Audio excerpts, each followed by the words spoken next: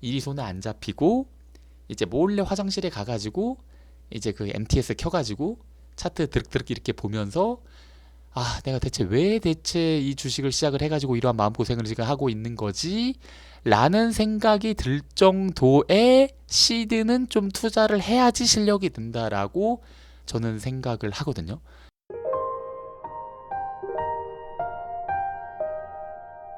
안녕하십니까, 꾸롱삼입니다. 오늘은 시드의 규모에 대해서 좀 말씀을 드려보려고 합니다. 이거는 제 친구와 있었던 실화거든요. 참고로 말씀드리면 저는 이제 투자 경력이 한 3년 정도이고 제 친구 같은 경우에는 한 7년 정도 투자를 했습니다. 주식 투자를. 그래서 이제 그 성과를 얘기를 해보자면은 저는 그래도 자산이 조금은 불어났습니다. 그런데 그에 비해서 제 친구는 지금 정확히 투자 수익은 제로입니다. 좀 더 정확하게 말씀을 드리면은 이제 갚지 않은 빚이 좀 있으니까 마이너스라고 봐야 될 것 같은데요. 제 친구 같은 경우에는 이제 직업이 세무사입니다. 그리고 이제 친구의 아버지는 이제 부동산이랑 사업으로 자산을 그래도 꽤 일구셨고, K의 형 같은 경우에는 이제 베트남이랑 중국에서 물건을 좀 떼어가지고 한국에서 팔면서 돈을 그래도 꽤 벌고 있습니다. 그러니까 뭐 드리려는 말씀이 뭐냐 하면은 기본적으로 K가 머리가 나쁜 아이가 아니라는 겁니다. 그리고 처음에 이제 그 주식을 시작을 할 때 뭐 K에게 뭐 친구한테 배웠다 뭐 이 정도까지는 아니지만 그래도 친구가 도움을 많이 줬었거든요. 그래서 뭐 무슨 섹터 핫하고 지금 이 종목은 그냥 실적으로만 오르는 것이 아니라 무슨 테마를 탄 거고, 그리고 앞으로 무슨 뭐 이 종목에서는 무슨 이벤트가 있을 거고 그때 뭐 거래량 터지면 뭐 빠져나오라 그러고 하여튼 뭐 이것저것 얘기를 좀 많이 듣기는 했거든요.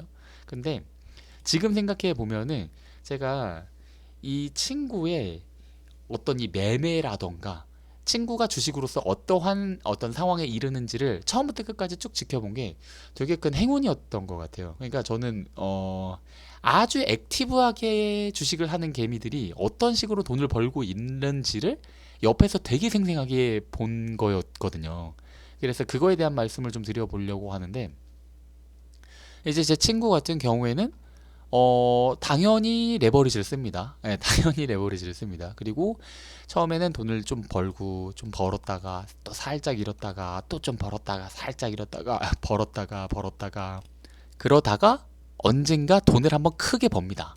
뭐 여기에는 하루에 전체 자산 규모의 뭐 15% 30%라고 썼는데 뭐 레버리지 끼고 하니까 그것보다 더 컸을 때도 있을 것 같아요. 그리고 뭐 돈을 좀 벌다가 갑자기 어느 날 돈을 한번 좀 크게 잃습니다. 그렇게 되면은 이때부터 조금 이제 삐걱거리기 시작하는데 레버리지를 평소 이상으로 확 높입니다. 그리고 나서 뭐 돈을 또 벌 수도 있고 잃을 수도 있고 이런 것들을 반복을 쭉 하다가 결국 깡통을 찹니다. 그렇게 깡통을 차게 되면은 이제 몇 개월 동안 주식을 좀 쉬어요. 그리고 나서 이제 본업이 있으니까 이제 본업에 좀 집중을 하고 이제 빚도 좀 갚고 하다가 이제 돈을 다시 증권 계좌에다가 채워 넣은 다음에 다시 여기서부터 시작합니다.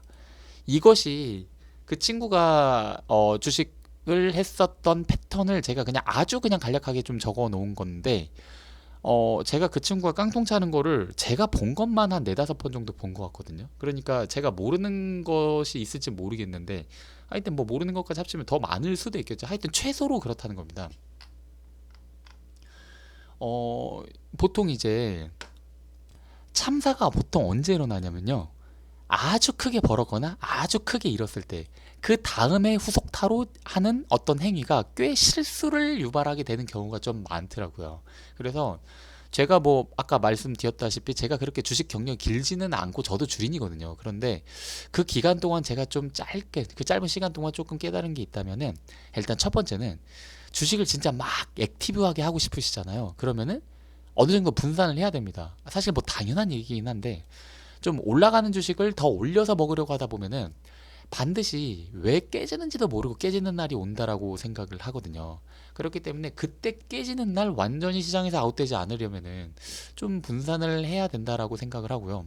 그리고 이거는 그냥 또 저만 이렇게 생각하는 걸 수도 있는데, 그냥 아예 생각 없이 주식하는 것보다 어느 정도 어설프게 공부하고 투자하는 것이 오히려 더 깨지는 것 같다는 생각이 좀 들더라고요. 그리고 마지막이 사실 이게 지금 마지막으로 제가 드리려는 것이 사실 실제로 오늘 제가 좀 드리고자 하는 말씀인데, 각자 여건에 따라서 좀 시드가 다르긴 하지만 좀 잃어도 되는 규모로 주식을 하면 좀 안 되는 것 같아요. 그러니까 뭐 잃어도 되는 규모라 하면 뭐 각자가 다르겠죠. 누군가한테는 그게 100만 원이 될 수도 있고 1000만 원이 될 수도 있고 아주 돈 많은 사람은 뭐 난 1억까지 깨져도 전혀 아무렇지도 않아 라는 사람도 뭐 있긴 하겠죠. 근데 여튼 제가 생각하기에는 뭔가 이렇게 잃어도 된다라는 어떤 이런 느낌적인 느낌으로다가 가지고 주식 투자를 하면은 안 된다라는 라고 저는 좀 생각을 합니다. 그래서 내가 뭔가 주식 투자로 돈을 잃었을 때에 마이너스가 찍힐 때 정신적으로 아주 좀 큰 타격을 입을 수 있는 수준의 시드를 운용하는 것이 제 생각에는 주식의 실력을 기르는 지름길이다라고 생각을 하거든요. 예를 들어서 좀 장이 안 좋을 아니 꼭 장이 안 좋은 전제를 빼더라도 내가 산 주식이 한 5% 떨어졌어요. 그리고 그 다음날 한 3%또 떨어지고 그 다음날 8% 떨어지고 이런 경우 뭐 그러니까 작년처럼 장이 안 좋은 날 장이 안 좋은 해 같은 경우에는 이런 경우 정말 흔하잖아요. 뭐 5% 떨어지고 3% 떨어지고 그리고 그동안 빠진 게 있어가지고 뭐 반대 매매라도 나오면은 뭐 그 다음날 뭐 10%씩 빠지고 뭐 이런 경우 중소형주 같은 경우에는 되게 흔한 케이스지 않습니까? 그때 이제 내 마음으로 올라오는 감정이 기분 더럽네. 그냥 일이나 하자. 내 본업이 있으니까. 뭔가 이런 감정이 들면은 저는 좀 안 되는 것 같아요. 그러니까 어떤 생각이 들면은 좀 좋다. 좋은 게 아니고 어떤 감정이 들면은 그래도 적당한 규모로 적당한 시드로 투자하고 있네라는 생각이 드냐 하면은 일단 그 돈을 딱 막 3%, 5%, 8%막 이렇게 빠졌을 때에 집에 있는 와이프가 생각이 나고 아기가 생각이 나고 좀 부양해야 하는 부모님, 용돈 드려야 되는 부모님 생각이 나고 일이 손에 안 잡히고 이제 몰래 화장실에 가가지고 이제 그 MTS 켜가지고 차트 드륵드륵 이렇게 보면서 내가 왜 대체 이 주식을 시작을 해가지고 이러한 마음고생을 지금 하고 있는 거지? 라는 생각이 들 정도의 시드는 좀 투자를 해야지 실력이 든다라고 저는 생각을 하거든요. 그러니까 그 이유는 뭐냐 하면은 이 주식이라는 것이 너무 운이 좀 크게 작용하는 시합이잖아요. 그러니까 내 노력이 성과로 이어지기까지를 눈으로 확인하는데 너무 시간이 오래 걸리지 않습니까? 이 지금 이 그림을 좀 보시면은 이거 워낙 유명한 책인데 마이클 모브신의 이제 운간 실력의 성공 방정식이라는 이 책에서 나오는 이제 그래프를 지금 제가 여기다 붙여놨거든요. 지금 이게 지금 무슨 의미를 가지고 있는 그래프냐 하면은 이 체스나 농구나 이 탁구 같은 이러한 종목 같은 경우에는 아마추어가 프로를 진짜 못 이깁니다. 아마추어를 프로가 이기기가 정말 정말 어려운 시합이거든요. 이게 저는 사실 뭐 체스나 농구를 잘 안 해봐가지고 잘 모르겠는데 탁구는 정말 그렇거든요. 탁구는 이제 뭐 11.5세트 뭐 이렇게 했을 때에 이제 실력이 부족한 사람과 실력이 월등한 사람의 실력 차이가 정말 뚜렷하게 결과로 좀 이어지는 것이 되게 좀 뚜렷하게 나타나는 종목이라고 저는 생각이 들거든요. 근데 이 축구나 야구, 이 미식축구 그리고 아이스하키로 갈수록 점차적으로 이 실력보다는 운이 차지하는 요소가 더 큽니다. 그러니까 무슨 말이냐면은 이 아이스하키 같은 경우에는 조금 실력이 딸리는 팀이 운 좋게 어떤 그 실력이 뛰어난 팀을 이길 수 있는 확률이 그래도 농구나 체스보다는 훨씬 더 높다라는 겁니다. 그런데 이게 지금 주식 투자거든요. 이건 다트고 이건 룰렛입니다. 그러니까 어디 있어요? 100% 운이라는 곳에 굉장히 가깝게 있잖아요. 이건 뭐냐면은 운이라는 요소가 굉장히 밀접하게 연관이 되어 있는 종목이라는 의미입니다. 그렇기 때문에 이렇게 좀 어느 정도 열 위에 있는 사람이 실력이 뛰어난 사람을 이기는 것이 굉장히 빈번하게 일어나는 어떤 종목이라는 겁니다. 그러니까 사실 뭐 멀리 갈 필요 없어요. 우리 2020년에 보면은 굉장히 장 좋았잖아요. 그때 당시에 뭐 굉장히 열심히 종목에 대해서 분석을 하고 리스크 관리하고 하는 사람보다 그냥 이 종목 내러티브 괜찮네. 올인 해가지고 거기에 들어가가지고 그냥 끝까지 버티는 사람이 오히려 퍼포먼스가 더 좋았잖아요. 그러니까 뭐 그때 당시에 뭐 이런 얘기 많이 돌았잖아요. 개미들이 이제 그 기관들을 가르치는 시장이었다. 뭐 이런 얘기도 하지 않습니까? 그런 장이 2020년 1년 가까이 막 이렇게 펼쳐지고 막 그러잖아요. 그런 것이 바로 이제 이 주식 저기 뭐 시장이지 않습니까? 그런데 이렇게 운이 극단적으로 굉장히 퍼포먼스에 영향을 많이 미치는 분야는 필연적으로 사람들이 노력을 많이 안 합니다. 근데 그럴 것 같지 않나요? 이제 노력과 퍼포먼스가 비례하지를 않으니까 노력을 할 필요가 좀 없다라는 생각이 많이 들겠죠. 체스라는 경우에는 실력이 꼭 결과입니다. 하지만 이 다트나 이 룰렛이라는 것은 사실은 실력과는 무관하게 운이 거의 성과를 좌우합니다. 그러면은 누가 룰렛 실력이라던가 이 다트 실력을 기르기 위해서 열심히 노력할 어떤 요인이 조금 줄어들지 않겠어요? 체스보다는. 그렇기 때문에 이런 거를 생각해 보시면 되죠. 롤플레잉 게임 같은 경우에 내가 이제 뭐 한 2시간 정도 던전에서 열심히 몹을 잡아가지고 사냥을 했습니다. 그러면 그것과 내가 투자한 시간과 비례해서 이제 경험치가 오르잖아요.